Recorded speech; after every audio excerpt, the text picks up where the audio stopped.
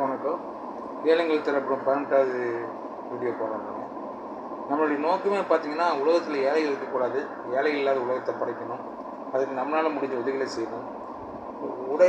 உணவு வந்து நம்மளால் தர முடியும் ஈஸியாக. பட் உணவு வந்து நம்மளால் தர முடியாது. நம்மளால் முடிஞ்ச அளவுக்கு உணவு உடைகளை வந்து நம்மள்கிட்ட ஏழைகளுக்கு கொடுத்து உதவலாம். அதுக்கு நீங்கள் எல்லாம் வந்து ஒத்துழைப்பு கொடுக்கணும். அதுதான் நம்ம சேனல் நோக்கம். இப்போ நீதிபதிகள் 24ஆம் அதிகாரம் பார்த்திங்கன்னா, பொல்லாத மனுஷன் மேலே பொறாமை கொள்ள வேண்டாங்கிறாங்க. பொறாமை கொள்ளாது, அவளோட இருக்கவும் விரும்பாது.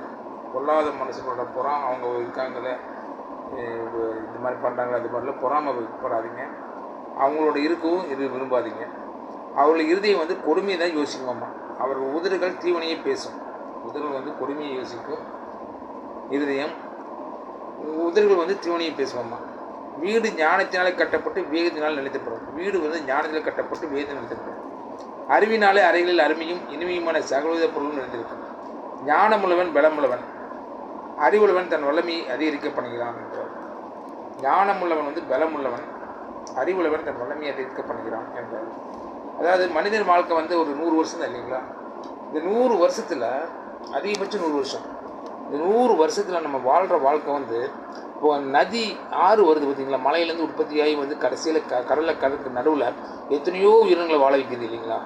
அந்த நீர்லேருந்து மீன்கள் எத்தனையோ மீன்கள் இருக்குது, உயிர் வாழுது இல்லைங்களா? எத்தனையோ உயிர்களை காப்பாற்றுது இல்லைங்களா? அதே போல் விவசாயத்துக்கு எத்தனையோ விதமாக நன்மையை தருது இல்லைங்களா? அதே நம்ம குடிக்கிறதுக்கு ஆதாரமாக தண்ணீர் நம்ம மனித ஜீவர்களுக்கு தர்றது அந்த நதி தான், ஆறு தான். இப்படி தான் வந்து நமக்கு வந்து ஆறு வந்து நமக்கு எல்லா விதமான நன்மையை செஞ்சுட்டு முடிவில் தன்னுடைய இறுதி காலத்தில் வந்து கடலில் போய் கிடைச்சிது.